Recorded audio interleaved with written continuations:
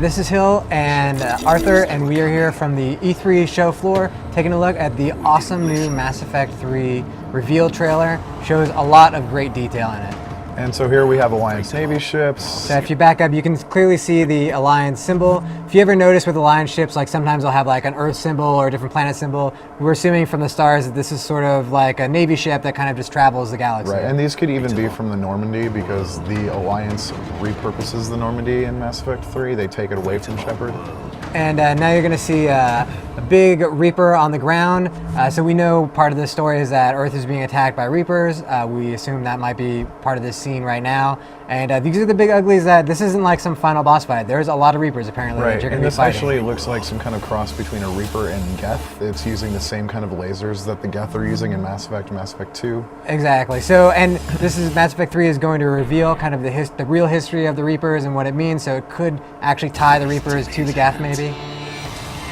And here we have the Omniblade. That's the with new EA Omniblade. logo. Now in the game, we don't think it actually has the EA or BioWare logos, but this is your new melee tool. And if you go back, so part of Mass Effect 3, right, is that it's going to be more dangerous, harder enemies. You got giant Reapers, and here you've got coming in. If you go forward, this is an Atlas. This is, you can see the Cerberus symbol on the arm. This is one of the heavy mech troops for Cerberus. Right, right. And I believe you were telling me that if you take out that pilot, much like weapons in the game, you can actually use this mech against the enemies you face. That is very true. And here we have Shepard ducking and rolling into cover, which is totally new. The cover in the game has been totally revamped. Yeah, it's no longer a slow move and pop and shoot kind of game. It's meant as more of like a action-y game. So there's a lot of cool stuff like that. We'll show more of the combat as we go through the trailer. And here we've got the redone Normandy. Actually, like I said, the Alliance actually took the Normandy away from Shepard, took it apart and rebuilt it, so it looks different than it did in Mass Effect 2. Let's see, we've got Shepard at a turret. And actually, if you go back, we didn't even talk about this yet, but I'm not sure if you can actually guess what city that might be on Earth. But you know, I would. There's a giant Reaper crashing in to a pair of towers, and they're on a waterfront. I mean, I would hazard to guess that this could actually be Manhattan.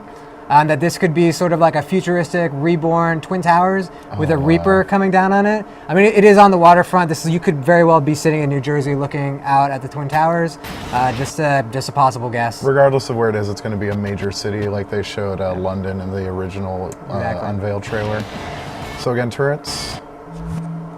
So news turrets. You can get behind turrets, and you're actually moving along in the turret. Kind of looks cool, and fighting this big ass Reaper. In an on-rail shooting sequence in a Mass Effect game, that is not something I expected from Mass Effect 3. No, it seems like they're going all out, and this is something that you might not have picked up on, but troopers now can actually like come down on jump jets, so guys won't just be kind of popping out of nowhere. They'll actually be coming from up top, even crawling up from the ground and for the husks and stuff. Which is why the new combat mechanics actually are so important, because you'll be forced to use them. Enemies will come in a lot closer than they did before. Grenades, you have actual egg-shaped grenades that blow up like normal grenades. You're not throwing frisbees. Yep, exactly. Yeah, grenades were taken out completely in Mass Effect 2. Now they're back as real grenades. And here's an example of upgraded biotics, right? Yeah, this is Warp, I think? It looks like Warp, except he's actually targeting multiple enemies for the first time. Right. So basically, during the game, you'll actually be able to earn upgrades for your familiar biotics, but in this one, it appears like Warp will actually target multiple people, and right, and there's branching paths for biotics now, so that they're not, I don't think the plan is to Metroid you at the beginning of the game like they had before, so they're adding completely new upgrade paths for you. He's fighting Geth. Yeah, and then you see a Husk, and if you remember the Husk from the second game, were basically slow-moving zombies. This dude is running. He's like a 28 Days Later or I Am Legend kind of zombie. Here we've got Colonel Anderson, or Captain Anderson, right? Captain One Anderson? or the other.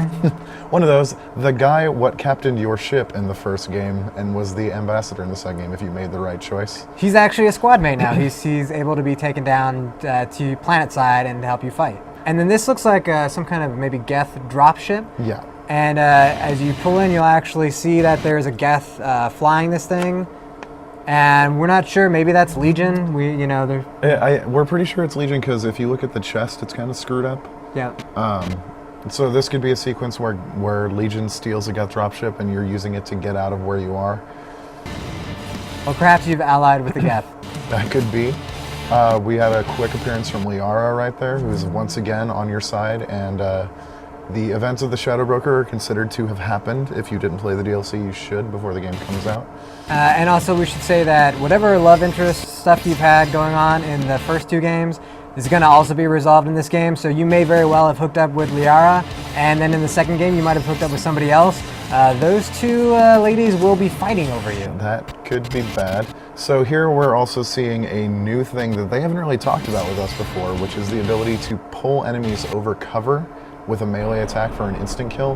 The Omniblade instant kill is something that we've seen before, and it's awesome, but this is a new application of it that we haven't seen before. And regardless of your class, everybody has the Omni Blade available to them. Well, or they have their own specific melee attacks. Right. I think the Engineer has some kind of flame blade, and Adepts have a psionic blade. Here we have Cerberus operatives using shields. So as you can imagine, you can use biotics to lift up the shields, or you could have party members go and flank these guys, but the point is that enemies are going to be a lot tougher than what you faced in Mass Effect 2. And if enemies ever got up this close in Mass Effect 2, you would crap yourself because you'd be basically screwed. So it's nice to see that change of pace. This is clearly an Alliance Navy soldier, and who do we think this might be? We think it's the sniper from the reveal trailer shown at the VGAs last year, because he's got the same sort of camouflage pattern on his uniform. He's a sniper. It seems like they're focusing an awful lot on him, so he could be a party member. Exactly, and I mean, he was narrating the trailer, so that makes a lot of sense. And this is a very frightening idea. Right. This could very well be a Krogan husk. So imagine evil, angry zombie creature that is Krogan. And BioWare has confirmed that the other races will be husks in this game, so we'll be seeing Solarian husks, Krogan husks, stuff like that. And here we have Singularity, which looks like an upgraded Singularity path. Yep, and then you can see, it looks like you still have the ice ammo. Freeze these guys and then use your Omni Blade and actually just make them explode. Which is awesome. And here we have Shepard running along the leg of a Reaper, which is Hill's favorite part of the trailer. This is amazing. Are you kidding me? I get to run up the leg of a Reaper? That excites me so much. And now we've got the Normandy airstrike in a Reaper hole, of all places. I'm not sure what it's doing down there. Because the Reaper will come out, and then we actually flash back to what we think is probably going to be the beginning of the game. So Shepard is on trial on Earth, and all of these Reapers decide, hey, we're coming to Earth too for a party.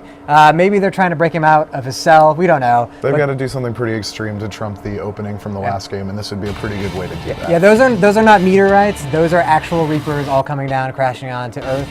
And then, of course, the most exciting thing of all in the trailer, a release date. Mass Effect 3 coming out March 6, 2012. It will be a long wait, but one that should be well worth it.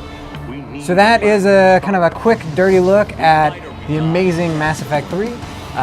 Definitely stick tuned to IGN.com, as we'll be having way more on Mass Effect 3 throughout the year.